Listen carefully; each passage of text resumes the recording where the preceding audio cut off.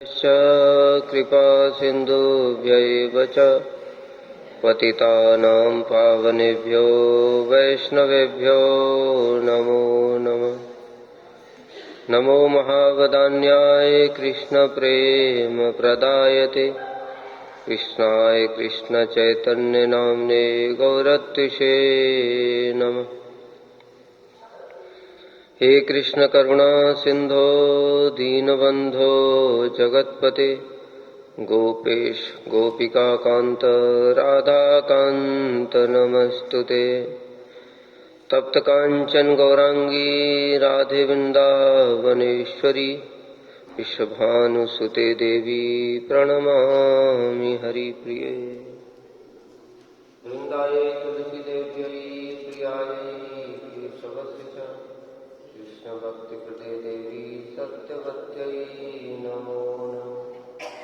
श्री कृष्ण चैतन्य प्रभु नित्यानंद श्री अद्वैत गदाधर श्रीवासादि गौर भक्त वृंद। हरे कृष्ण कृष्ण कृष्ण हरे हरे हरे राम राम राम हरे हरे। श्री उपदेशामृत तृतीय श्लोक। अब तक हम लोगों ने 2 श्लोक सुने थे। दूसरा श्लोक किसने याद किया?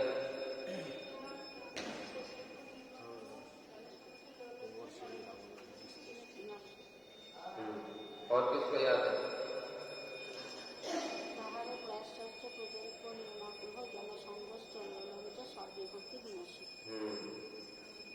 ठीक है,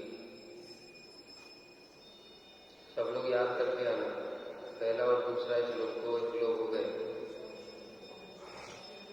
उसके बाद बताया था प्रत्याहार प्रयासस्य प्रजल्पो निमाग्रह जन संघर्ष लौल्यम षड्वीर भक्ति विनश्यति। लौल्यम में क्या बताया था?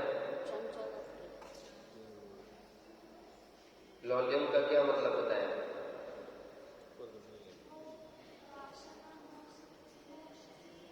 हाँ, लोभ, भोग और मोक्ष की वासना, ये बताया था।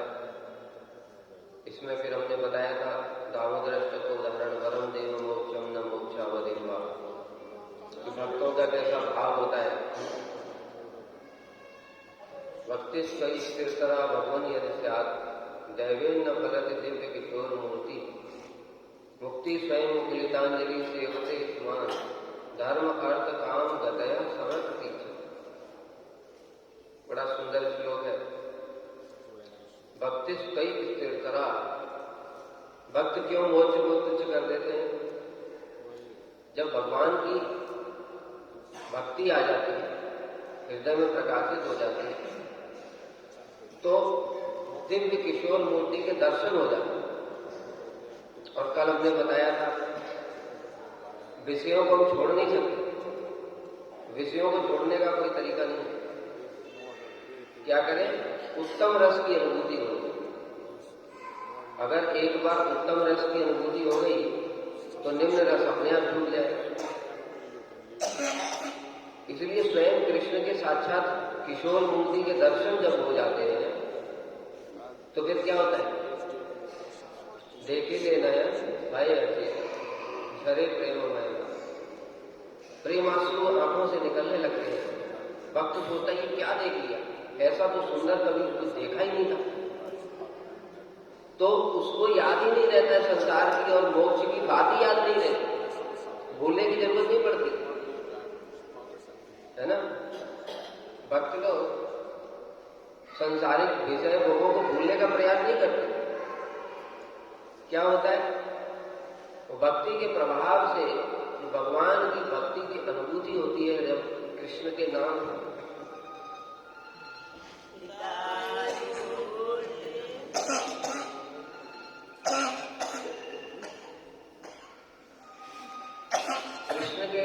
रूप गुण लीला की जब स्फूर्ति हो जाती है तो भक्त उसमें बिल्कुल आविष्ट हो जाता है, पागल सा हो जाता है। उसको संसार की सुध बुद्धि नहीं रहती।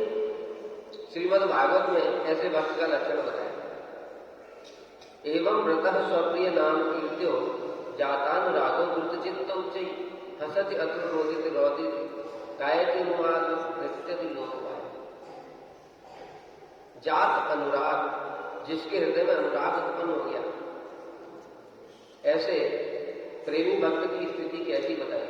स्वप्रिय नाम कीर्त्यो, जैसे ही वह अपने भगवान का नाम कीर्तन करता है, क्या होता है फिर?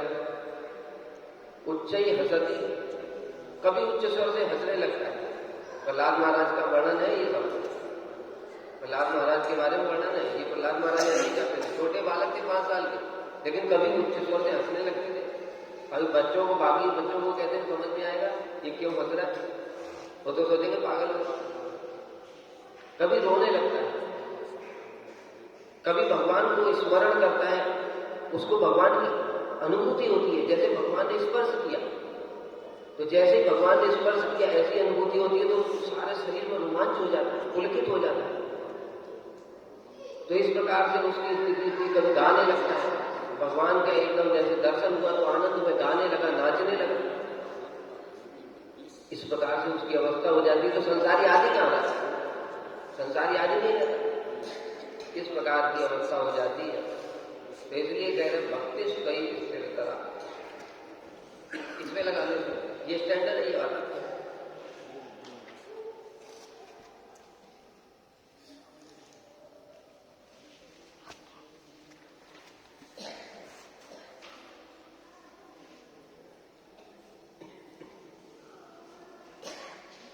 जब भगवान की स्थिर भक्ति आ जाती है तो क्या होता है? दिव्य किशोर मूर्ति, दिव्य किशोर मूर्ति के दर्शन हो जाते हैं। और वो उसमें फिर जो भक्त है इतना पागल और व्याकुल हो जाता है कि उसे संसार की सुध बुध रहती नहीं है, मुक्ति स्वयं मुकुलिता नहीं। ऐसे भक्त के गेट पर मुक्ति हाथ जोड़ करके ऐसे खड़ी रहती है, यदि प्रभु मैं आपकी सेवा करूं, वो कहता दूर, इतने जन्मों से मैं जल रहा हूं, अब थोड़ा भगवान के दर्शन हुए, मन को शांति मिली है, फिर तू आ गई। तो ऐसे करके मुक्ति की उपेक्षा कर दे। और क्या होता? धर्म अर्थ काम गतय समर्पित। जो धर्म अर्थ काम इत्यादि है वो तो घर के बाहर ही खड़े हुए हैं। मुक्ति तो अंदर कम से कम आई, प्रभु सेवा करूं, उनको तो अंदर भी आने का मौका नहीं है। वो प्रतीक्षा कर रहे हैं, पहले मुक्ति देवी को सेवा मिलेगी तब हमारा नंबर तो बाद में आएगा। तो इनका कभी नंबर नहीं आता। ठीक है, तो ये भक्ति आने के लक्षण है। इसलिए उसके अंदर में जो मोक्ष की कामना है वो पूरी नष्ट हो जाती है। अब तीसरा श्लोक बड़ा इंपॉर्टेंट है। दूसरे श्लोक में सावधान किया है क्या? 6 प्रकार से भक्ति नष्ट होती है। त्याग, प्रयास, प्रजल, नियमाग्रह, जन संग और सुलभ। अब कह रहे हैं भक्ति खाली नष्ट होने के लिए चिंता करते रहे तो आगे बढ़ने की भी तो चिंता करनी चाहिए। इसके लिए अब तीसरे श्लोक में बता रहे कि भक्ति में प्रगति कैसे होती। अब बताया उत्साहात निश्चयात धैर्यात तत्त कर्म प्रवर्तना संग त्यागात सतो षड्वीर भक्ति प्रसिद्धति। 6 प्रकार से भक्ति बढ़ती है। सबसे पहला उत्साह। उत्साह किसे कहते हैं? साध्य वस्तु को प्राप्त करने के लिए तीव्र उत्कंठा के सहित जो साधन किया जाता है। हाँ, बड़ा अच्छा बताया। ये एक्चुअल डेफिनेशन यही है। किसी साध्य को प्राप्त करने के लिए जो साधक की तीव्र उत्कंठा देखी जाती है, इसी को उत्साह कहते हैं। ठीक है, इस संसार में भी हम देखते हैं उत्साह का उदाहरण। अभी कार्तिक का महीना गया ना, कार्तिक का महीना, वहां पर जाओ मानसी गंगा में, इतना ठंड पड़ती है, पानी एकदम ठंडा हो जाता है। और भक्त लोग जाते हैं सारे प्रणाम करने के लिए मानसी गंगा में, उसमें से सिक्का फेंकते हैं, एक का सिक्का फेंका, और छोटे छोटे बच्चे, इतने छोटे छोटे, और वो साथ ही साथ डुबकी मारते। याद करके आ जाता है। कितना ठंड पड़ रही है, हमको तो उसमें स्नान करने में भी डर लगता है, आचमन करने में भी ठंडा पानी लगता है, और उनका उत्साह कितना है। इसलिए बताया साध्य वस्तु क्या है? एक रुपए का सिक्का, उसको प्राप्त करने के लिए तीव्र उत्कंठा।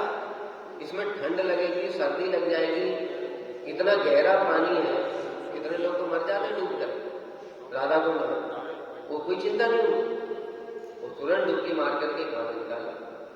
इसको क्या कहते हैं? उत्कंठा। तो हमको सोचना चाहिए, जब छोटे से बच्चे की 1 रुपया प्राप्त करने के लिए इतनी उत्कंठा है, तो हमारी भजन में कैसी उत्कंठा होनी चाहिए? मंगल आरती में हम आते नहीं है, क्यों? ठंड पड़ रही है, पानी ठंडा, स्नान नहीं करते। इसका मतलब उत्कंठा नहीं है। उत्कंठा हो तो जरूर आ जाएंगे। जैसे बताए ना, ये बच्चा, छोटे छोटे बच्चे हैं, वो 5-5, 6-6 साल के, और कैसे कैसे सब, कहीं से भी कितना भी गहरा, उसमें काला पानी है, पानी भी गंदा है, साबुन भी है उसमें, नहाते लोग साबुन लगा करके छोड़ देते, उसको कोई चिंता नहीं है, इन्फेक्शन हो जाएगा, ये हो जाएगा, कोई चिंता नहीं। वैसे हमारी भी भजन में ऐसी उत्कंठा होती है, इसी को कहते हैं उत्साह। ये उत्साह अनिश्चिता भजन क्रिया वाले के अंदर में नहीं आता। अनिश्चिता भजन क्रिया और निश्चिता भजन क्रिया, 2 प्रकार की भजन क्रिया। गुरु जी बताया करते थे एक उदाहरण बड़ा सुंदर, जब भजन में उत्साह होता है तो भगवान कैसे आ जाते सहायता करने। मथुरा में एक साधु रहता था, बड़ी ठंड पड़ रही थी। अब मथुरा में ठंड कितनी पड़ती पता है? सुबेरे के टाइम में 4 बजे टेम्परेचर हो जाता है 3-4 डिग्री, उसमें उठना भी बड़ा मुश्किल था। स्नान करने तो दूर की बात है, उठना भी बड़ा मुश्किल था। लेकिन वो साधु का नियम था, प्रतिदिन जाएगा, यमुना जी में स्नान करेगा, फिर यमुना जी से जल भर करके लाएगा और अपने ठाकुर जी को स्नान कराता। तो किसी तरीके से उठा, चारों तरफ अंधेरा था, पहले लाइटें नहीं होती थी, तब की बात है। उठ करके गया, जैसे कहते यमुना जी में पहुंचा, स्नान किया, ठंड में ठंड, एक तो ठंड, ऊपर से पानी ठंडा, फिर भी स्नान किया, और स्नान करके जल भर करके ला रहा था। उतनी देर में बरसात भी होने लगी, हवा भी चल रही है, वो मार्ग भटक गया। अब सोच रहा है मैं क्या करूं। इतनी देर में उसने देखा कि एक बालक लालटेन जानते हैं ना, हाथ में वो कांच की होती थी, उसके अंदर वो जलता लालटेन, वो लालटेन हाथ में लेकर के और एक बोरा कवर से ढक करके आ गया। कहता बाबा तुम कहाँ जा रहे हो? उन्होंने कहा कि मैं इधर जा रहा हूँ। उसने कहा मैं भी उधर ही जा रहा हूँ, चलो मेरे साथ।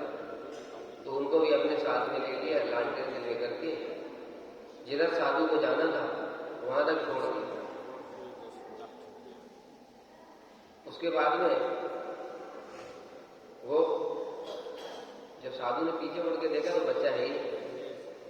कहने का मतलब स्वयं कृष्ण ही बालक का वेद बना करके साधु के लिए आ गए। क्यों आए? क्योंकि ऐसा उत्साह है उसका भजन। तो जब तक ऐसा उत्साह नहीं होगा तब तक कृष्ण की कृपा कैसे होगी? जैसे हम भजन कर रहे, कृष्ण क्यों कृपा करेंगे? पढ़ाई लिखाई नौकरी के लिए लोगों का कैसा कैसा उत्साह रहता है। एक वैकेंसी होती है, 1000 लोग पहुंच जाते हैं, सुबह से शाम तक इंटरव्यू चल रहे, भूखे प्यासे, उत्साह देखो नौकरी के लिए। इस प्रकार से कितने सारे उदाहरण है उत्साह। तो भजन में जो उत्साह है वो क्या है? ये जीवन है। उत्साह भजन का जीवन है। अगर उत्साह नहीं है तो उसके अभाव में फिर भजन भी कैसा होता है? हरे कृष्ण हरे कृष्ण। कीर्तन चल रहा है, कथा में सो रहे हैं, आरती के टाइम ऐसे करके खड़े हैं। ठाकुर जी की आरती चल रही, इतना सुंदर भाव रखना चाहिए। ललिता विशाखा इत्यादि सखियां राधा कृष्ण की आरती कर रही होंगी, कितना आनंद हो रहा होगा, इस प्रकार से सोचना चाहिए। और हमको उत्साहपूर्वक ताली करताल बजानी चाहिए, नृत्य करना चाहिए, कीर्तन करना चाहिए। और यहाँ जगह होने में पड़े कब आरती बस आ जाए और खत्म, ठीक है, तो इससे काम नहीं चलेगा। इसलिए बताएंगे ये श्लोक बहुत महत्वपूर्ण है साधक को आगे बढ़ने के लिए। भजन में सब समय उत्साह रहना चाहिए। कथा में बैठे अलर्ट होकर के सब चीज पढ़ करके आए, नोट्स किया, कुछ पूछा है, ध्यान से सुना, कुछ पूछा, उससे क्या हुआ, उत्साह बना रहेगा। अब ये सब नहीं करेंगे, खाली सुनते रहेंगे तो सुनते सुनते सुनते सुनते समाधि लग जाएगी। फिर सारा दर्शन प्याज जी की तरह समाधि नहीं होगा। भागवत समाधि बात है, व्यास जी ने समाधि में देखा, उसको लिखा। ऐसे फिर हम समाधि में देखेंगे और फिर अपने आप लिखेंगे।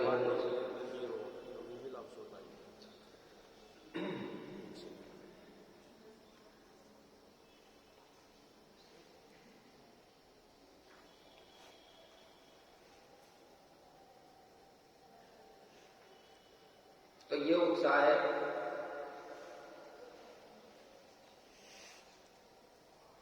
उत्साह का क्या वो बताया डेफिनेशन, साध्य की प्राप्ति के लिए तीव्र उत्कंठा होना। इसी प्रकार से हमको जो शास्त्र है उसको सीखने के लिए तीव्र उत्कंठा होनी चाहिए। हमने देखा था पढ़ाई करने के लिए जो बच्चे सवेरे सवेरे, अरे पढ़ाई करने के लिए छोड़ो, अभी हम कुछ दिन दिल्ली मठ में थे, वहां पर देखा हमने जो कई सारे ब्रह्मचारी सवेरे उठते भी नहीं है, और वहां पर मठ के एकदम जस्ट सामने पार्क है, तो पार्क में देखा इतने छोटे छोटे बच्चे और कराटे सीख रहे। मतलब 5 बजे जब हमारे कर्मचारी उठ नहीं रहे हैं तो वो 5 बजे आकर के ग्राउंड में और कराटे सीखने में कितनी मेहनत लगती है। पहले तो ग्राउंड के 4 चक्कर लगाने पड़ेंगे, पूरा पसीना पसीना हो जाता है जाड़े में भी, और उसके बाद में फिर लात चलाओ, पैर चलाओ, हाथ चलाओ, और पेड़ों पे लात मारते, पेड़ों पे प्रैक्टिस करने के लिए पेड़ों पे लात मारते। कितना उत्कंठा मिलेगा, क्या क्या मिलेगा? एक मेडल। अपने शरीर को इतना कष्ट दे रहे हैं, इसके लिए एक मेडल मिलेगा बस। इसको कहते उत्साह। जड़ विषयों में लोगों की इतनी उत्साह है, उसको देख करके हमको शिक्षा लेनी चाहिए कि हमको चिन्मय विषय में कितना उत्साह होना चाहिए, उससे 100 गुना होना चाहिए। हमारा उल्टा 100 गुना कम है, ठीक है। इसलिए बताया ये सब दिन ये क्या उपदेश हमने तो बार बार स्मरण करना चाहिए भजन करने के लिए। निश्चय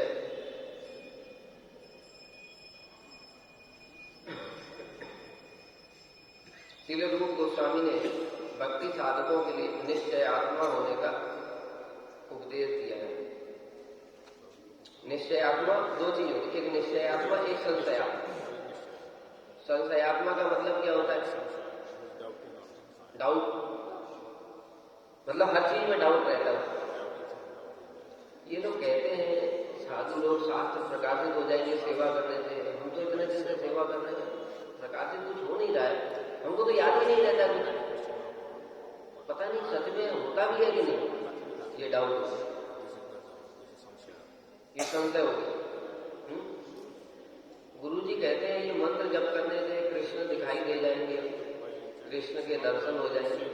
रोज तो जप रहे हैं, तो 10-20 साल तो हो गए जब करते करते आने, अभी तक कृष्ण तो क्या दिखाई देंगे, मन में तो अभी भी तो काम क्रोध मूल भी दूर नहीं हो रहे, कृष्ण कैसे दिखाई देंगे? पता नहीं गुरु जी को दिखाई दिए कि नहीं, गुरु के ऊपर ही डाउट, ठीक है। इस प्रकार से संशय मन में आता रहता है। लेकिन जो दृढ़ता पूर्वक निश्चय पूर्वक भजन कर, निश्चय कहता कि श्रील प्रभुपाद ने यही हरिनाम किया, इसी से उनको महाप्रभु के सब परिकर दर्शन,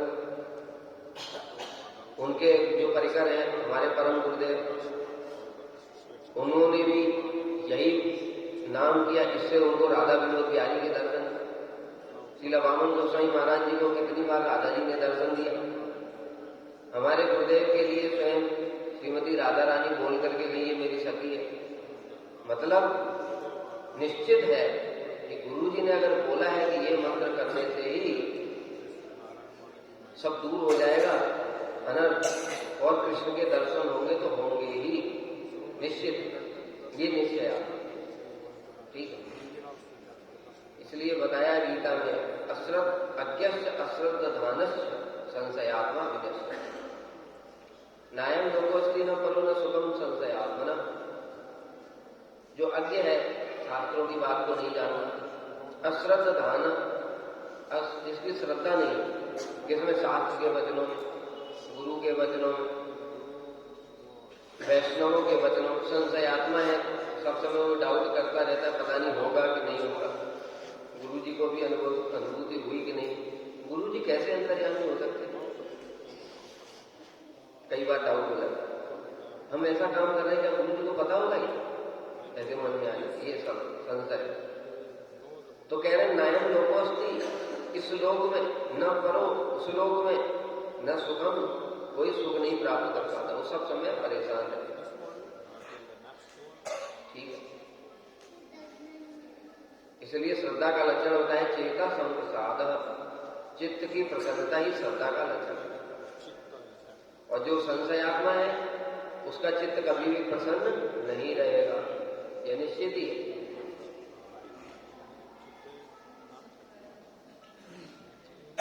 इसलिए भजन में गुरु के वचनों में, शास्त्र के वचनों में विश्वास करके निश्चय करना चाहिए कि ये जो भक्ति मार्ग है, इसी से सारे महाजनों को, तो इसी से तो भक्ति सिद्धि प्राप्त हुई, तो हमको भी निश्चित रूप में प्राप्त हो जाए। जैसे उदाहरण देते हैं शबरी का उदाहरण, उसमें उत्साह, कैसा उत्साह था, प्रतिदिन उठ करके पूरे मार्ग को झाड़ू लगाना। कोई आसान बात नहीं, हमको देखो ये मंदिर है, प्रतिदिन उठ करके हमको झाड़ू लगाने को बोल दे तो इतना बड़ा मंदिर है, हम अकेले कैसे करेंगे। अगर गुरु जी बोल दें कि ये तुमको झाड़ू लगाते रहो, जीवन भर तुमको कृष्ण मिल जाएंगे, तो गुरु जी के सामने तो जैसे तैसे कर देंगे बुद्धिपूर्वक।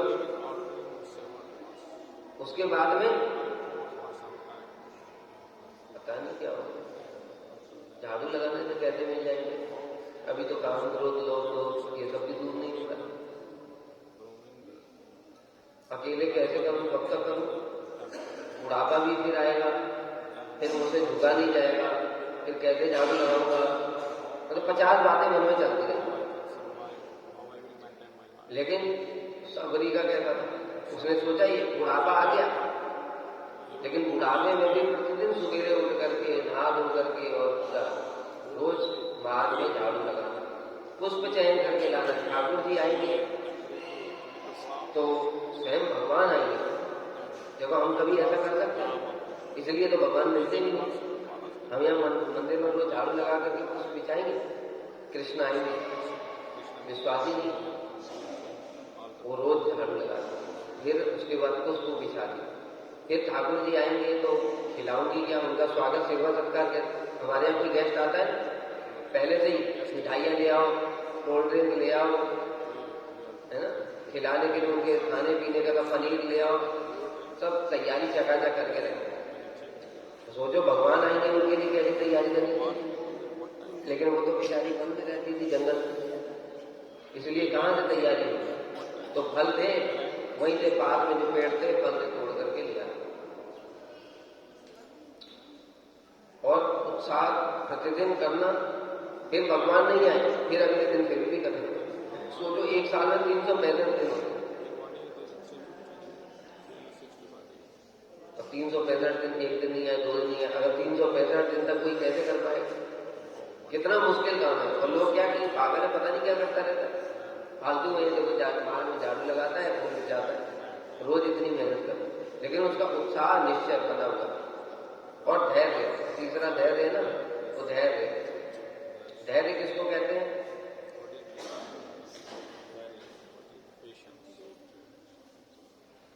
धैर्य की क्या पता?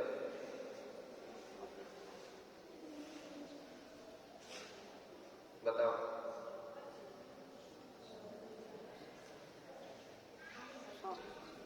अरे अगला जो पढ़ाया जाएगा तीसरा है, थोड़ा देख करके आना चाहिए ना। उत्साह बताया, अभी उत्साह रखो, पिछला भी पढ़ के आओ, अगला भी थोड़ा पढ़ के आओ।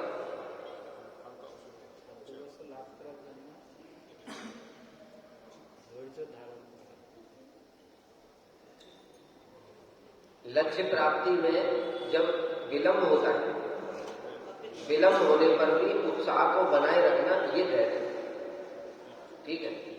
जैसे अभी हमने बताया कि कुछ हम जो अभी बताया ना,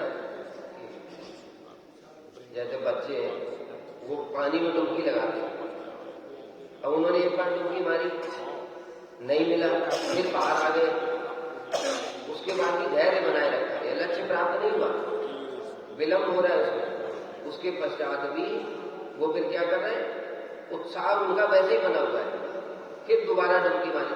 ऐसा तो इधर ही गिरा, यहीं कहीं होगा, दोबारा फिर डुबकी मारता हूं, मिल जाएगा, फिर दोबारा डुबकी मारी, फिर नहीं मिला, फिर दोबारा मैग्नेट लेकर के आए, मैग्नेट, इसको कहते हैं उत्साह। यानी बार बार असफलता हो रही है, असफलता होने पर भी जो उत्साह है भजन का, वो बना रहना चाहिए। हमारे लिए तो बहुत इंपॉर्टेंट है। क्यों? देखो, हम भजन कर रहे हैं, हमको अभी कृष्ण के दर्शन ही नहीं हुए, काम क्रोध मोह भी दूर नहीं हो रहा है, तो मन में क्या होता है, संशय उत्पन्न हो जाता है, पता नहीं ऐसा कैसा होगा भी कि नहीं होगा। ये लोग कहते हुए हैं, श्रद्धा होती है, फिर साधु संग होता है, फिर अनर्थ निवृत्ति होती है, फिर निष्ठा होती है, हमारा तो हो नहीं रहा है, तो फिर क्या होता है, उत्साह डाउन हो जाता है। बहुत सारे लोग फिर घर चले जाते हैं, कहते इससे अच्छा तो घर में ही माता पिता की सेवा करेंगे, नौकरी करेंगे, शादी कर लेंगे, फिर वो खत्म। लेकिन जो उत्साह बनाए रखते कि नहीं होगा ही, तो उनको धीरे धीरे करते करते करते करते 10-20 साल के बाद में अनुभूतियां होने शुरू हो जाती हैं। भक्ति मार्ग जो है ये एक जन्म का नहीं है। भगवान गीता कह रहे हैं अर्जुन से, अनेक जन्मों के पश्चात इस प्रकार अभ्यास करते करते उसको सिद्धि प्राप्त होती। तो इसलिए अगर धैर्य नहीं रखेगा तो फिर क्या करेगा, भक्ति छोड़ देगा तो फिर क्या होगा, फिर सिद्धि कैसे होगी। तो इसलिए जो धैर्य है, जैसे बताया शबरी का, कहाँ तो उसका युवावस्था से फिर वृद्धावस्था आ गई, लेकिन तब भी उसने धैर्य बनाए रखा, और फिर राम जी आ गए तो पूरा परिश्रम जीवन भर का सफल हो गया। कोटि कोटि मुनि जतन कराई, अंतराम सतना, करोड़ों करोड़ों यत्न करते हैं मुनि, ऋषि मुनि लोग, लेकिन अंत में राम जी का नाम भी मुंह से नहीं निकलता, और सबरी के सामने साक्षात राम जी आते। क्यों? क्योंकि उत्साहात, निश्चयात और धैर्यात तीनों उसने बना करके रखा भजन में, इसलिए भगवान संतुष्ट हो गए। यशोदा मैया को देख लो, यशोदा मैया को देखो, वो यद्यपि वो तो परिकर है, लेकिन हम साधकों के दृष्टिकोण से देखो, उन्होंने क्या निश्चय कर रखा है, मैं इसको बांध कर ही रहूंगी, ऐसा निश्चय किया। इसी प्रकार साधक को निश्चय करना चाहिए, मैं कृष्ण को वशीभूत करके ही रहूंगा, भजन करूंगा, सेवा करूंगा, हरि गुरु वैष्णवों की सेवा करूंगा। कृष्ण क्यों नहीं वशीभूत होंगे, शास्त्र में तो लिखा है। कल भी हम लोगों ने पढ़ा था, अजीत होने पर भी भक्तों के द्वारा जीत लिए जाते हैं, तो मेरे द्वारा भी जीते जाएंगे, ऐसा निश्चय करना। फिर निश्चय करके फिर क्या करेगा, मैया का उत्साह देखो कैसा उत्साह है, बांधा, रस्सी छोटी पड़ गई, फिर दूसरी रस्सी लेकर के फिर बांधा, फिर रस्सी छोटी पड़ गई। अब वो सोच लेती, छोड़ो ना, बांधने की क्या जरूरत, ऐसा सोचा हो ना, नहीं आज इसको बांध कर ही रहूंगा। ऐसे साधक का दृढ़ निश्चय कि हम कृष्ण को प्राप्त करके ही रहेंगे, अनर्थ दूर करके ही रहेंगे। घर की सारी रस्सियां लगा डाली, तब भी रस्सी छोटी पड़ गई, तब भी उनका उत्साह कम हुआ, तब भी उत्साह कम नहीं हुआ। यहां तक कि जो आसपास की औरतें आ गई, मैया की जो सहेलियां हैं, और वो हंस रही है, मजाक उड़ा रही है यशोदा मैया को। क्या कह रही है? अरे मैया, विधाता ने इसके भाग्य में बंधन लिखा ही नहीं, तू क्यों चेष्टा कर रही है? यानी कुछ लोग हमको फिर भजन जब कर रहे हैं और फल नहीं मिल रहा है तो लोग क्या करेंगे? बाधा देंगे, मजाक उड़ाएंगे। देखो क्या भजन करने से बल, तभी उनकी चिंता नहीं करता। मैया ने तो चिंता नहीं की, तब भी अपनी चेष्टा जारी रखी। फिर कुछ भी नहीं हुआ जब, तो अंत में फिर भगवान से प्रार्थना करें। नारायण उनके इष्ट देव है, इष्ट देव से प्रार्थना करें कि प्रभु ये मेरा बच्चा है, मेरे ही गर्भ से इसने जन्म लिया, तो क्यों नहीं बंध रहा? कृपा कर। और कृपा क्या? कृष्ण ही तो नारायण है। इसलिए उन्होंने मैया का परिश्रम देख करके कृपा कर, जैसे ही कृपा की तो क्या हुआ? वो छोटी वाली रस्सी से पकड़। ठीक है, तो कहने का मतलब क्या है? यशोदा मैया का जो उदाहरण है उसमें भी उत्साह, निश्चय और धैर्य तीनों मैया ने धैर्य बना करके रख। सुबेरे से शाम हो गई, बांधते बांधते कोशिश करते करते कितना धैर्य रखना पड़े। अरे एक छोटे से काम में हमें इतना टाइम लगे तो क्या होगा? मान लो, विचार करें, जन्माष्टमी का टाइम, ठीक है, जन्माष्टमी का टाइम, ठाकुर जी के लिए हम 56 भोग बना रहे हैं। पहले तो चूल्हे पे बनते थे लकड़ियों के द्वारा, लकड़ी बरसात हो गई, गीली हो गई, अब हम क्या करेंगे? थोड़ा बहुत चेष्टा करेंगे, मिट्टी का तेल लगाएंगे, ये सब कुछ करेंगे। अगर आधे एक घंटे तक नहीं हुआ फिर छोड़ो, भगवान मुझसे सेवा लेना ही नहीं, ऐसा बोल करके छोड़ देंगे। ठीक है, लेकिन मैया ने क्या दिखाया? सुबेरे से शाम हो गई, मैया ने चेष्टा नहीं छोड़ी। इसका मतलब क्या? ठाकुर जी की सेवा के लिए चेष्टा करें। कोई बात नहीं, हमारे पास लकड़ी नहीं है, किसी और से मांग करके ले आओ, कुछ और दूसरा उपाय बनाओ। अब तो बहुत सारे उपाय, इंडक्शन है, बिजली वाला, बिजली नहीं है तो लकड़ी है, चूल्हा है। हमारे अगर बिजली नहीं आ रही तो कोई फिर बनाएगा? छोड़ो, चूल्हा कौन जलाएगा? उसमें धुआं निकलता है, कंडे कौन जलाएगा? उसमें धुआं निकलता है, आंखों में धुआं जाएगा, पॉल्यूशन होगा, इतना सारा विचार कर लेंगे, लेकिन सेवा नहीं करेंगे। ठीक है, इसलिए साधक को ये उदाहरण सब समय याद है। उत्साह, निश्चय, धैर्य।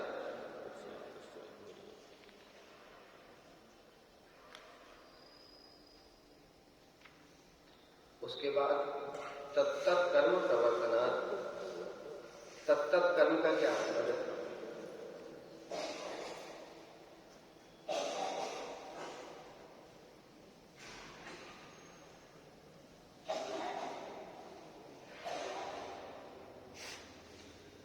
देखो, भगवान ने भागवत में स्वयं ही बताया उद्धव जी को। क्या बता रहे हैं? 11वें स्कंद में, हे उद्धव, मैं तुम्हें अपनी प्रेमा भक्ति पाने का उपाय बताता हूं। किसी और से सुनने की जरूरत नहीं, स्वयं कृष्ण ही बता।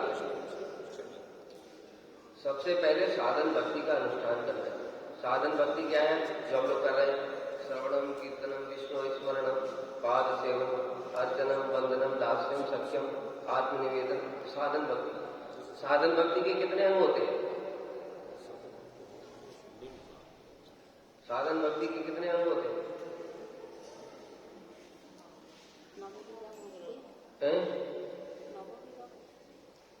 साधन भक्ति के श्रील रूप गोस्वामी ने 64 अंग बताए, 64 अंग बताए। उसमें से फिर 9 अंग प्रदान है। नवदा भक्ति उसको बोलते हैं। नवदा भक्ति है श्रवणम, कीर्तनम, विष्णु स्मरणम, पाद सेवन, अर्चन, वंदन, दास्यम, सख्यम, आत्म, ये 9 प्रदान। फिर 9 में भी 5 प्रदान होता है। 9 में 5 प्रदान लिख लो ना सब।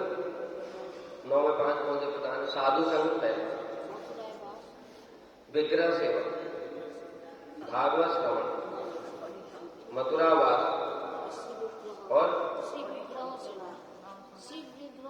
नाम संकीर्तन। ठीक, साधु संग, विग्रह सेवा, मथुरावास, भागवत श्रवण और नाम संकीर्तन, ये 5 प्रधान। फिर 5 में 3 प्रधान बताए, श्रवण, कीर्तन और स्मरण। श्रवण, कीर्तन और स्मरण, ये 3 प्रधान। उसमें से भी सबसे प्रधान क्या है? नाम संकीर्तन। तो इस प्रकार से भगवान ने, ये रूप गोस्वामी ने 64 अंग बताए भक्ति के। तो भगवान कह रहे हैं सबसे पहले साधन भक्ति का अनुष्ठान करो, यानी श्रवण, कीर्तन, स्मरण इत्यादि करो। साधन भक्ति के विषय में श्रवण करो। जो मेरी प्रेमा भक्ति प्राप्त करना चाहता है वह मेरी अमृतमयी लीला कथाओं में श्रद्धा रखे। ठीक है, आगे तो बताया, शतांग प्रसंगान मंगीर संविदो भवंत हृत कर्ण रसायना कथा तज्जोषणात आशु अपवर्ग वर्तमनि श्रद्धा रति भक्ति अनुप्रविश्यति। भगवान की भक्ति प्राप्त करने का उपाय। शतांग मन साधु, साधु संग प्रसंगान मम प्रसंग मतलब मेरी कथा, साधु संग में मेरी कथा श्रवण करना चाहिए। क्यों? भगवान कहते वीर संविदो, अत्यंत वीरवती, बड़ी पावरफुल है वो कथाएं, साधारण नहीं है। वो भवरोग की औषधि है। गोपियां क्या कह रहे हैं? तव कथामृतम तप्त जीवन। जो आपकी कथाएं हैं वो हमारे जैसे जो लोग हैं जो विरह में डूबे हुए हैं उनके लिए जीवन के अमृत के साथ, अथवा जो संसार के लोग विषय भोगों में तप रहे हैं, है ना, संसार की जो आदि दैविक, आदि भौतिक, आध्यात्मिक 3 प्रकार के ताप जो जला रहे हैं संसार के लोगों को, उनको सुख कहाँ मिलता है? फिर भगवान की कथा। तो निरंतर मेरे गुण, लीला और नाम का कीर्तन करें। उससे क्या होता है? वीर संविदो, अत्यंत वीरवती कथाएं। उससे क्या होता है? पहले कथा सुनते सुनते भगवान के प्रति श्रद्धा होती है, फिर रति होती है। रति माने भाव, भाव प्रकाशित, और उसके पश्चात में अंत में प्रेम प्राप्त, फिर भगवान मिल जाते हैं। देखो प्रमाण भी है इसका। कोई प्रमाण दे सकता है ऐसा किसका हुआ? बताओ। कथा सुनने से फिर श्रद्धा हुई, फिर रति हुई, फिर प्रेम हुआ।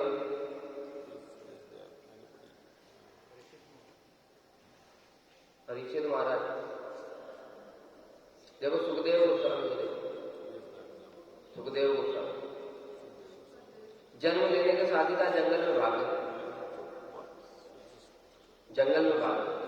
व्यास भी पीछे पीछे भाग रहे, यम प्रव्रजंतम अनुपेदम उपेद कृत्यम, हा पुत्र कह करके उनके पीछे पीछे भाग रहे। अब तो जंगल में चले गए, सोचने लगे व्यास जी क्या करूं। उन्होंने एक व्यक्ति को सिखा करके भेजा, क्या? यही भगवान की कथा, एक श्लोक सिखा करके भेजा। उस श्लोक में भगवान के रूप का वर्णन था।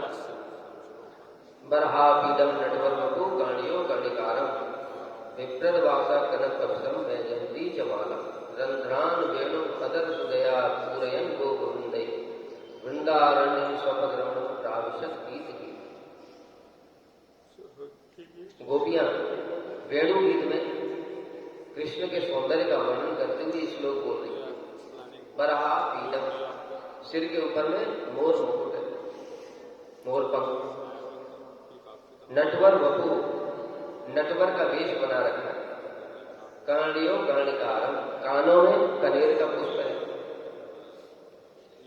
विप्रद वासा कनक कवशम, शरीर पर पीतांबर धारण किया। वैजयंती चमाला, वैजयंती माला धारण किया। और रंध्रान वेणु अदर सुनया, जो वेणु के जो रंध्र हैं, वेणु के जो छिद्र हैं, उनको अपने अदर सुधा अर्थात अधरामृत से उनको भर रहे हैं। अधरामृत से वो वेणु के छिद्रों को भर रहे हैं, यानी वेणु वादन कर रहे हैं अधरामृत। पूरियन गोप वृंदई, और जो कृष्ण के जो सखा हैं उन्होंने चारों ओर से उनको घेर रखा है। चारों ओर से कृष्ण के सखा उनके पीछे पीछे चल रहे हैं आसपास में। वृंदारण्य स्वपत रमणम प्राविशद गीत, और सखा लोग चल रहे हैं उनकी कीर्ति गान करते हैं। कैसे? जैसे कभी कृष्ण ने जंगल में क्या किया, अगासुर को मारा, तो सारे सखा लोग कीर्ति गान करते कृष्ण की कि आज हमारे कृष्ण ने अगासुर का वध किया, आज हमारे कृष्ण ने बकासुर का वध किया, आज कृष्ण ने ये किया वो। तो ऐसे करके जो सखा लोग हैं वो उनकी कीर्ति गान करते हुए चारों ओर से घेर के चलते हैं। ऐसे कृष्ण वृंदावन में प्रवेश कर, जंगल से वृंदावन प्रवेश कर। ये श्लोक सुनते ही देखो सुखदेव गोस्वामी का कोई रुचि नहीं थी कथा में, श्रद्धा भी नहीं थी, कुछ नहीं था। स्वयं बोल रहे हैं परिनिष्ठित हो निर्गुण उत्तम श्लोक लीडया, मैं तो पर निर्गुण ब्रह्म में प्रतिष्ठित था, लेकिन कथा सुनी जैसे ही वाली कथा सुनी, हम तो ज्यादा भी नहीं सुनी, हम तो इतना सुन रहे फिर भी कुछ नहीं हो रहा। उन्होंने तो एक ही श्लोक सुना था, बढ़ा अभी तक। उनकी क्या होगी? श्रद्धा हो गई, सुखदेव गोस्वामी की श्रद्धा हो गई। और वो व्यक्ति से पूछने लगे ये श्लोक किसने कहां से सीखा? कहते गुरु जी ने सिखाया। तो कहते हैं कि जिसका इतना सुंदर रूप है, क्या उसका कुछ गुण भी है? खाली रूप से क्या हो? कोई स्त्री है, उससे विवाह करना चाहते, बड़ी सुंदर है, लेकिन बोलती बहुत कटु है, खाना पीना कुछ बनाना नहीं आता है, तो कुछ भी गुण नहीं है, बाकी तो सुंदरता का क्या करेंगे? इसलिए गुण भी होना चाहिए। तो इसलिए सुखदेव गोस्वामी पूछ रहे हैं कि जिनकी तुम इतनी महिमा गान कर रहे हो, क्या उनका कुछ गुण भी है? वो व्यक्ति है व्यास जी को बोला कि वो ऐसे ऐसे बोल रहा है कि उसका कोई गुण भी है। तो व्यास जी ने दूसरा श्लोक सिखाया, अहो बकीय विस्तन काल जिंघान सया अपायत अभ्यसाती लेवे गति धातु शिताम ततो अन्यम कम्बा दयालु शरणम। गुण सुनो, तो ये भगवान की कथा ही तो पहले में गुण सुनाया, अब गुण सुना रहे। यही तो भगवान की कथा है। क्या? अहो बकी माने बकासुर की बहन पूतना, स्तन कालकूटम, स्तन में कालकूट जिसे लगा, जिंघान सया अपायत, मारने के लिए पिलाया, प्रेम से नहीं पिलाया। कृष्ण को प्रेम नहीं करती माता की तरह। क्या चाहती है वो? एक कालकूट विष पी करके मर जाए। अब देखना कृष्ण के कैसे गुण है। जिंघान सया अपायत काफी असाध्वी, वो असाध्वी थी और कृष्ण को मारने की इच्छा से उसने स्तनपान कराया।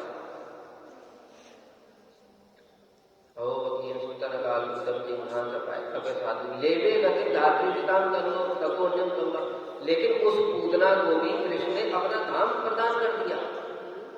कंबा दयालु शरणम रजेगा, इससे बढ़कर के दयालु ने देखा क्या? कोई व्यक्ति हमको मारने के लिए आए तो हम उसको अपनी प्रॉपर्टी दे देंगे, ले भाई गाड़ी ले जा, बंगला ले जा, मैं तुझसे बड़ा खुश हूं। कोई होता है खुश? हमको मारने के लिए आए, कोई हमसे कुछ बोल दे तो उसको तो हम सहन नहीं कर सकते। कोई मारना चाहे तो क्या करेंगे? अगर हमारे हाथ में गन हो तो सीधे गोली मारते। लेकिन कृष्ण ने क्या किया? कृष्ण ने वैसी गति उसको दे दी जो कि योगी ऋषि मुनि ब्रह्मा शिव के लिए भी दुर्लभ है। भगवान के धाम नहीं जाना। अभी बताया कोटि कोटि मुनि जतन कराए, ऋषि मुनि योगी लोग हवा में उड़ करके हवा में ऊपर उड़ जाते हैं, खाना पीना बंद कर देते हैं, हवा खा खा कर रहते हैं, उल्टे लटक करके तपस्या करते हैं, फिर भी कृष्ण के दर्शन तक नहीं होते। और वो पूतना कृष्ण को मारने के लिए आई और उसको धाम प्रदान कर दिया। कम बा दयालु शरणम, ऐसा दयालु कोई देखा क्या?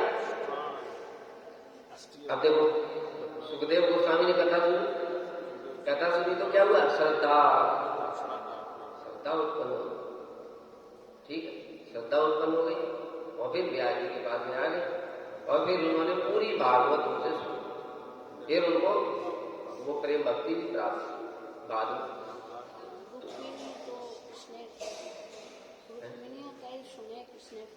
हाँ, रुक्मिणी का कृष्ण की कथा सुन सुन करके प्रेम हो गया। पूर्व राग बोलते हैं, बहुत सारे उदाहरण हैं। रुक्मिणी ने क्या किया, कृष्ण की कथा सुनती थी, आज कृष्ण ऐसा किया वैसा किया ये किया, सुनते सुनते ही प्रेम हो। फल विक्रयणी की कथा सुन, बहुत सारा कथा है भागवत में की कथा सुन करके कृष्ण के प्रति द्विज पत्नी जय द्विज पत्नी जय नाम करके उनको भी प्रेम हो गया। ठीक है, तो इसलिए भगवान कह रहे हैं कि मेरी अमृतमयी लीला कथाओं में श्रद्धा रखें, निरंतर मेरे गुण लीला और नामों का कीर्तन करें, मेरी पूजा में निष्ठा रखें, स्तोत्रों के द्वारा स्तुति करें। तो हम लोग इसलिए अष्टक पाठ करते हैं, जिससे भगवान प्रसन्न हो। और हम जो अष्टक पाठ करते हैं वो कोई साधारण नहीं है। किसने लिखे? स्वयं राधा जी के निजी जन है, रूप गोस्वामी, रघुनाथ दास गोस्वामी, सनातन गोस्वामी, श्रील भक्ति विनोद ठाकुर, ऐसे ऐसे महाजन जो कि राधा जी के निजी जन है, उन्होंने स्तुतियां लिखी हैं, तो राधा जी जरूर सुनेंगे उनको। कोई ऐरा गहरा व्यक्ति लिखेगा उसको भगवान सुनते नहीं है, लेकिन उनके अपने निजी जन जो गाएंगे तो उनको सुनना ही पड़ेगा। इसलिए ये सब स्तुतियां हमको करनी चाहिए।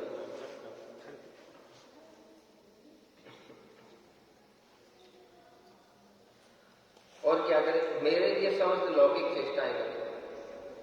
कल बताया था हमने, जैसे कोई गृहस्थ भक्त है तो वो भी पैसा कमाना है, इसलिए नहीं कमाना है कि मैं गाड़ी में घूमूंगा, बंगला बनाऊंगा, भोग करूंगा, ऐसे इसलिए नहीं। किस लिए?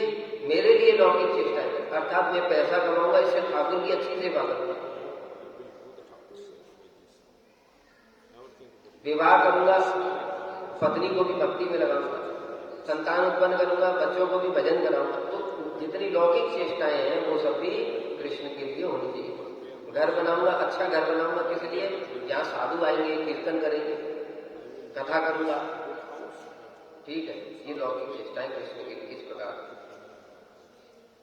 वाणी से मेरे गुणों का गान करे, जो भी बताया, और मन को भी मुझे अर्पित कर दे, जैसे गोपियों ने मन मना मद भक्तो मत त्याजी मां।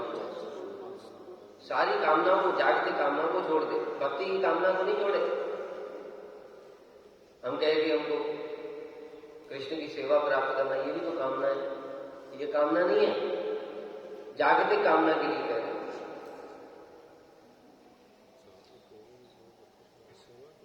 जो कुछ यज्ञ दान हवन व्रत जब तब करे वह सब मेरे लिए करे।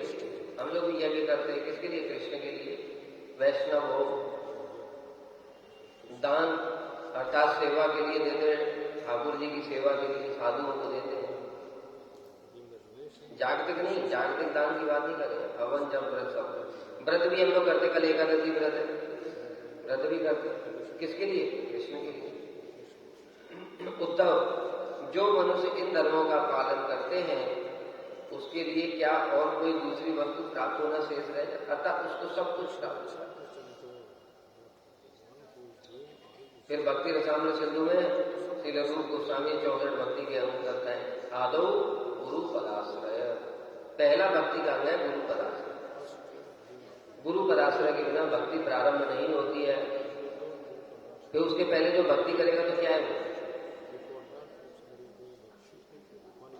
सुकृति।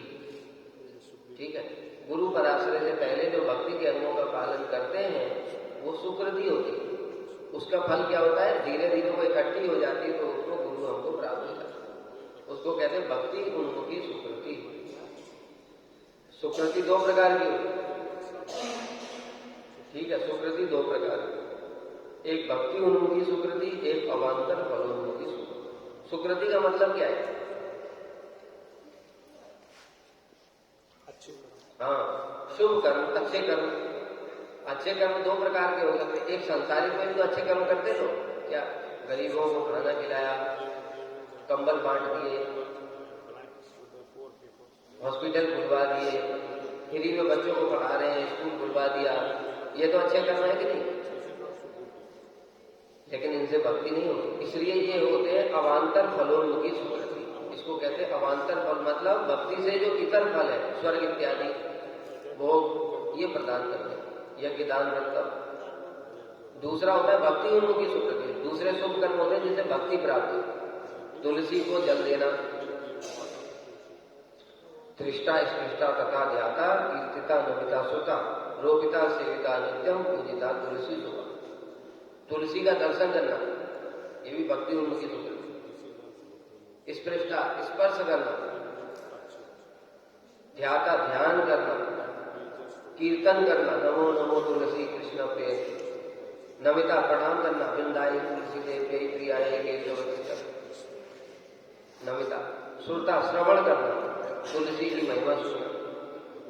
रोपिता पौधा लगाना, सेविता जल देना, धूप से बचाना, ठंडी से बचाना, नित्यम पूजिता अर्चन करना, धूप दीप उसके द्वारा तुलसी। ये 9 प्रकार से भक्ति उन्मुखी सुकृति। अगर कोई मुसलमान है और बगीचे में वो पानी देता है, उसमें तुलसी का भी पौधा है, तो वो अनजाने में भी तुलसी को पानी दे रहा है, तो भी उसकी भक्ति उन्मुखी सुकृति हो जाएगी। इतनी महिमा भक्ति।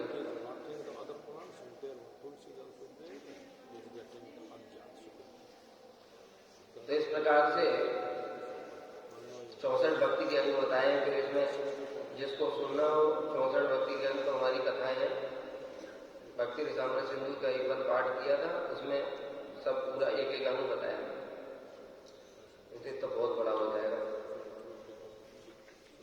ठीक है, तत्त कर्म प्रवर्तनात्, मतलब भक्ति के 64 अंगों का पालन करना। 64 में भी सब नहीं करने, देखो इसमें ये भी विचार करना। इसमें दिया आंवला की पूजा।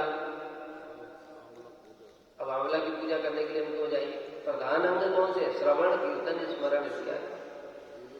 केले की पूजा करना, बहुत सारे तो करते हैं ना जगत। केले की पूजा करने से विष्णु भक्ति है, वो 64 अंग में है, लेकिन वो गौड़ अंग है। मुख्य प्रधान अंग क्या है? श्रवण कीर्तन स्मरण इत्यादि।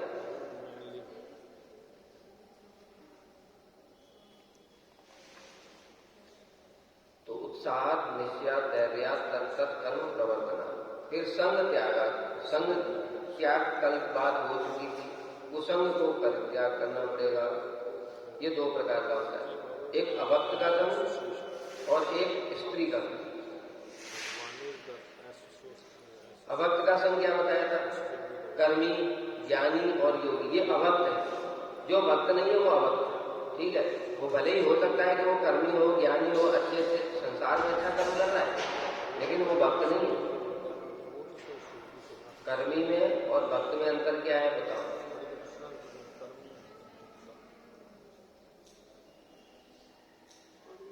कर्मी और भक्त में अंतर क्या है? कुछ समझ में आ रहा है कि सब बैठ के सो रहे हो, इसलिए बीच बीच में पूछना पड़ता है, जग जाओ। कर्मी और भक्त में बताओ अंतर क्या है? कर्मी जो है वो स्वयं और संसार को केंद्र करके कर्म करता है, और भक्त जो है वो भगवान को केंद्र करके कर्म करता है। कर्मी है वो जो कुछ भी करता है वो अपने शरीर के लिए और शरीर संबंधी लोगों के लिए करता है। जो भक्त है वो कृष्ण के लिए सब कुछ करता है। ठीक है, यही अंतर है। क्रिया तो दोनों की समान होती है। कई बार देखो कर्मी लोग हैं, वो भी बाजार जाते हैं, सब्जी लेकर के आते हैं, मिठाई लेकर के आते हैं, ठाकुर जी को भोग लगाते हैं, खा लेते हैं। हम भी क्या करते हैं? बाजार जाते हैं, सब्जी लेकर के आते हैं, भोग लगाते खा लेते हैं। क्रिया तो दोनों समान ही, लेकिन अंतर क्या है? हम ठाकुर जी के लिए लेकर के आए और वो अपने लिए लेकर के आया। लेकिन भोग क्यों लगाता है वो? इसलिए कि भोग नहीं लगाऊंगा तो पाप लगेगा। भगवान गीता में कह रहे हैं, यज्ञ शिष्टासिना सबको मुच्यंते सर्वकिल विषयी भुंजते देतु अगम पापा ये पचन्ति आत्मकार। जो संत लोग होते हैं वो पहले भगवान को अर्पण करते हैं, और यज्ञ जो भगवान को अर्पण कर दिया वो यज्ञ होता है। उसका अवशिष्ट ग्रहण करते हैं, यानी प्रसाद। लेकिन जो अपने लिए पकाता है वो पाप खाता है, इसलिए वो कर्मी क्या करता है, चलो ठाकुर जी को भोग लगा देते। ठीक है, तो ऐसे अभक्तों का संग त्याग करना पड़ेगा। भक्ति में अगर प्रगति करनी तो अभक्तों का संग त्याग करना पड़ेगा। दूसरा होता है स्त्री संग। इसमें दो नियम, एक गृहस्थ भक्तों के लिए और दूसरा त्यागी भक्तों के लिए। दोनों के लिए अलग अलग नियम। त्यागी भक्तों के लिए तो स्त्री से संग पूर्ण रूप से वर्जित, वो भोग की दृष्टि से कुछ भी स्त्रियों से बातचीत भी नहीं करेंगे। ठीक है, भक्ति के विषय में बहुत सारी चीजें होती हैं, जैसे हम लोग ड्रेस बनानी है, ठाकुर जी के लिए फूल माला बनानी, तो बातचीत, उसको भोग नहीं कहा गया, उसको स्त्री संग नहीं कहा गया। उसकी आड़ में भोग दृष्टि रखना, ये स्त्री संग। दूसरा जो गृहस्थ भक्त होते हैं उनके लिए बताया केवल अपनी पत्नी के साथ ही संग करेंगे संतान उत्पत्ति के लिए, बाकी भोग नहीं करेंगे। तो इस प्रकार से दोनों के लिए ही संग त्याग की विधि बताई। गृहस्थों के लिए अलग नियम है और त्यागियों के लिए अलग नियम है।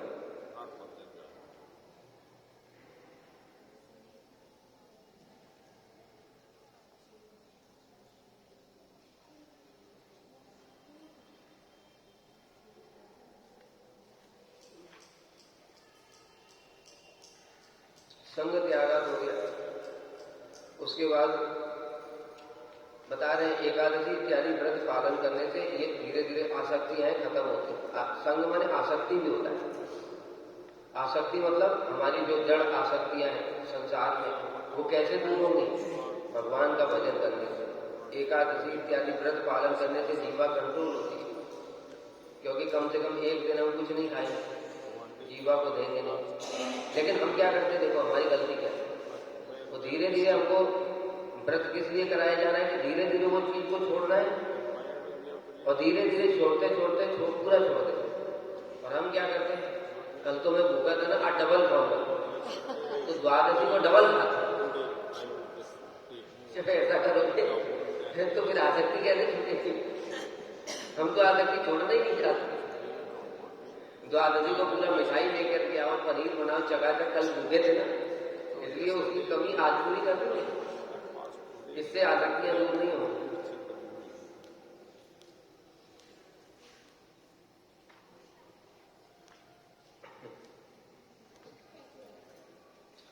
उसके बाद साधु वृत्ति, सतो वृत्ति। सतो माने साधु।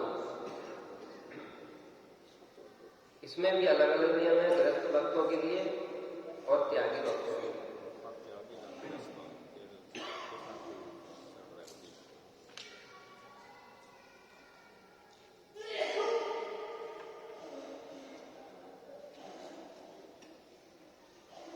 इसमें कह रहे हैं कि जो गृहस्थ भक्त हैं वो अपने वर्णाश्रम धर्म का पालन करेंगे और वर्णाश्रम धर्म का पालन करते हुए ही भजन करेंगे।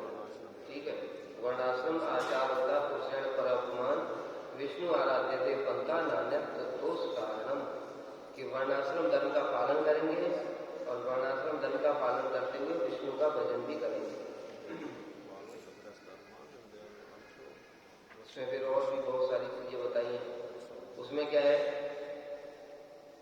सब चीज के बारे में बताया। जो गृहस्थ भक्त है विवाह और कुटुंब के संबंध में, विवाह और कुटुंब के संबंध में बताया। अभी हमने जो बताया था वही चीज कि विवाह करेंगे तो ऐसी लड़की से विवाह नहीं करना जो भोगी हो गए। ऐसी लड़की देखनी चाहिए जो कि भक्त हो कम से कम, नहीं तो भोगी लड़की होगी, अब वो मांस मछली भी खाएगी और तुम भजन कर रहे हो उसी बर्तन में, तो मांस मछली बनेगा, उसी में तुम्हारा भी प्रसाद कैसे चलेगा? भगवान ग्रहण ही नहीं करेगा। इसलिए ये सब विचार करना चाहिए। जो भक्ति कर रहा है स्त्री और पुरुष दोनों को अपने हिसाब से देखना चाहिए कि वो हमारे भजन में अनुकूल हो, प्रतिकूल ना हो। विद्या के संबंध में आजकल तो पूरे जड़ विद्या है, तो जड़ विद्या है तो बच्चों को स्कूल तो भेजना ही पड़ेगा, साथ में उसको भजन की भी शिक्षा देनी चाहिए, साथ ही गीता भागवत की भी शिक्षा देनी चाहिए। ठीक है, और सद्गुणों के संबंध में। सद्गुणों के संबंध में चाहे वो ग्रस्त हो चाहे त्यागी हो, सबको ही साधुओं की सेवा करनी ही है। बिना साधु की सेवा किए हम भक्ति में प्रगति नहीं कर सकते। यहां तक कि प्रहलाद महाराज क्या बोल रहे हैं, भगवान के चरणों में मति नहीं लगेगी जो कि अनर्थों को दूर कर दे, अनर्थ दूर नहीं हो। इसलिए साधु संग करना पड़ेगा और साधुओं की सेवा भी करनी पड़ेगी, ग्रस्त और त्यागी दोनों के लिए। देखो प्रभु स्वयं बोल रहे हैं ग्रस्तों के लिए क्या करें। प्रभु कहे कृष्ण सेवा वैष्णव सेवन, निरंतर कर कृष्ण नाम संकीर्तन। ग्रस्त भक्तों के लिए दो काम बताए कि पहला तो कृष्ण सेवा करेगा, ठाकुर जी का विग्रह रखेगा। अगर विग्रह सेवा नहीं कर सकता तो फोटो रख करके सेवा करेगा। दूसरा वैष्णव सेवा, ठीक है, वैष्णवों की सेवा करेगा। और तीसरा नाम संकीर्तन निरंतर। ऐसा नहीं कि बस माला कर लिया बस उसके बाद टांग दिया, देख नहीं सारे। जब भी टाइम मिलता है तब क्या करेंगे, नाम संकीर्तन करेंगे। जो गोपियों का उदाहरण सब समय याद रखें, क्या दोहन करने के समय, गाय को दुहने के समय, आवाने में जो धान कूटते हैं उसके समय कृष्ण गोविंद दामोदर माधव की गोपियां सब समय कीर्तन करते हैं। मंथन, दही मंथन करने के टाइम गोविंद दामोदर माधव की, मतलब यशोदा मैया को उदाहरण कितनी आविष्ट हो गई कि उनको पता ही नहीं चला कृष्ण रो रहे। कृष्ण के नामों का कीर्तन करने में यशोदा मैया इतनी आविष्ट हो गई, उनको पता ही नहीं चला कृष्ण रो रहे हैं, मैया मैया पुकार रहे हैं। वो उनके पास आ गए तब भी नहीं पता चला, इतना आविष्ट हो गए। ऐसे आविष्ट हो सकती है। जब कृष्ण ने उनका हाथ पकड़ा तब जाकर के उनको पता चला कि अरे कन्हैया। मतलोपलेप उपलेप लिपाई पुताई करते हैं ना, उसमें झाड़ू लगाते समय, बच्चों को खिलाते समय, सब समय क्या करना पड़ेगा, गायत्री जय अनुरक्त, अनुरक्त होकर के कृष्ण में मन लगा करके उनके नामों का कीर्तन करना है। इसलिए ये मत सोचो हमको हरि नाम का टाइम नहीं मिलता है। अरे कैसे टाइम नहीं मिलता है, रसोई बनाते हो कि नहीं बनाते, वो टाइम तो है। रसोई के मुंह से बना रहे क्या, रसोई किससे बना रहे, हाथ से, हाथ से बना रहे, मुंह तो खाली है। वो कीर्तन करते रहो, कीर्तन करते रहो, जय राधा माधव जय कुंज बिहारी जय गोपी जन वल्लभ हरि हराय नमः कृष्ण जय राधे जय कृष्ण, सब पूरा नाम संकीर्तन ही तो है। तो उसके लिए कोई मना करेगा क्या कर, रसोई कर रहे हैं और कृष्ण का, लोग पिक्चरों के गाने गाते हैं, पिक्चरों के गाने गाते हैं कि नहीं, काम करते हुए गाने गाते, गाने बजाते, तो तुम कीर्तन करो, कौन मना कर रहा है। अपना काम ठीक होना चाहिए, बस घर वालों को इससे मतलब थोड़ी है कि तुम क्या कर रहे हो। तो इसलिए गृहस्थ भक्त क्या करेंगे, कृष्ण सेवा वैष्णव सेवा और नाम सेवा। और त्यागी भक्त क्या करेंगे, त्यागी भक्त तो संपूर्ण रूप से अपना सब कुछ त्याग करके आए ही। तो इसलिए इसमें बताया वही साधु संग नाम संकीर्तन भागवत श्रवण मथुरावास श्री मूर्ति श्रद्धाएं सेवा, 5 प्रकार के बताया।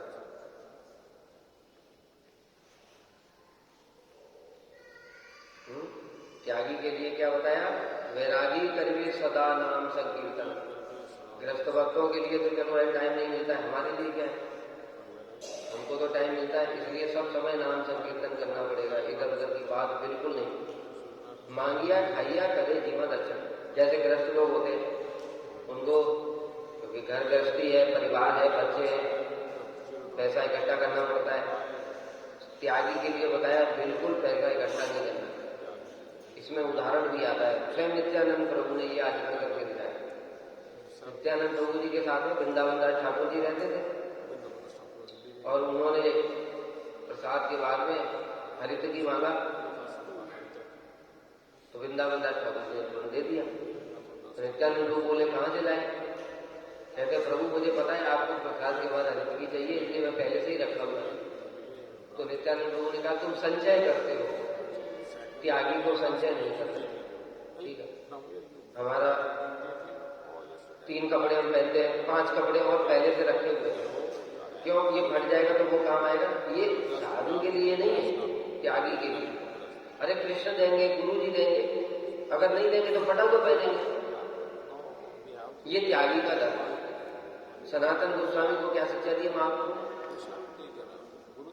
बालो न खाई तो बालो न। सनातन गोस्वामी को महाप्रभु कुछ बोलते नहीं, बार बार कंबल गीत रखते।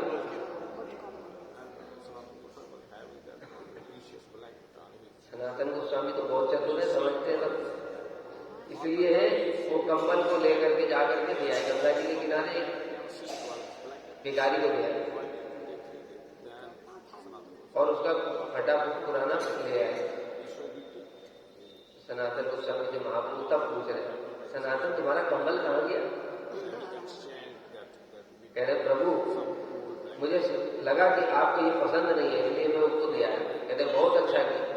अरे भीख मांग कर के खा दो। अब सोचो हम कहीं भिक्षा करने जाए, भिक्षा करने जाए और बढ़िया 5000 की घड़ी, तो वो आदमी देख करके क्या बोलेंगे, घड़ी को बेच के पैसा खा ले। ये घड़ी को तो 5000 की घड़ी पहनता है और भीख मांग रहा है, शर्म नहीं आती। 50,000 का मोबाइल आईफोन लगा रखे और भिक्षा कर रहे हैं, क्या बोलेगा? जगत हंसाई होगी। इसलिए त्यागी को अपने धर्म का पालन करना है। वैरागी हैया जीवा करे पर अपेक्षा, कार्य सिद्धि नहीं कृष्ण करे। दूसरा वैरागी को दूसरों पर डिपेंडेंट नहीं करे। ये अमीर भक्त है, ये हमको ये देगा वो देगा, उसके पीछे पीछे लगे हुए। ये जरूरत नहीं। सब भक्त हैं, सबकी सेवा करें समान रूप से। ये अमीर है, ये गरीब है, ये त्यागी के लिए नहीं है। ठीक है, वैरागी है क्या करे जीवार लालच, परमार्थ जाए आर है रसे। और क्या बताए? वैरागी को जीवा का अच्छा खाऊंगा, टेस्टी टेस्टी स्वाद। अधिकतर भोग कैसे करते हैं? तो ठाकुर जी को भोग लगाया, ठाकुर जी को भोग लगाना तो माना था, अपनी जीवा को लालसा थी, इसलिए ये सब नहीं करना है।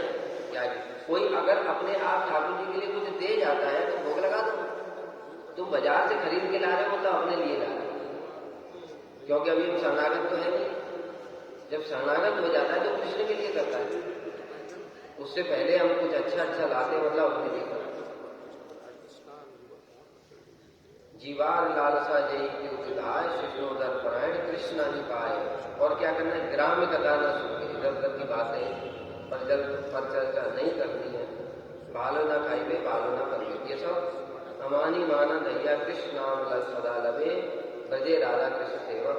और क्या अमानी मानन, मान सम्मान की चिंता नहीं। किसी ने कुछ बोल दिया, गुस्से में आकर के करते थे, ये क्या है? ऐसे भजन नहीं करते। और दूसरों को सम्मान बताना, ये सब वैरागी के लक्षण बताए हैं। ठीक है, ये साधु वृत्ति है। अब ये लोग पढ़ करके आना और ये श्लोक याद कर लेना, तो बड़ा महत्वपूर्ण श्लोक है। त्यागी के लिए अलग धर्म है और गृहस्थ के लिए अलग धर्म है। कुछ दोनों के लिए कॉमन है, जैसे बताया श्रद्धा, शरणागति, मात्सर्य मतलब द्वेष करना। न तो गृहस्थ लोग किसी से द्वेष करेंगे, न त्यागी किसी से द्वेष। ये तो कॉमन है। कुछ आचरण दोनों के लिए कॉमन है, कुछ केवल गृहस्थों के लिए, कुछ केवल त्यागी। वांछा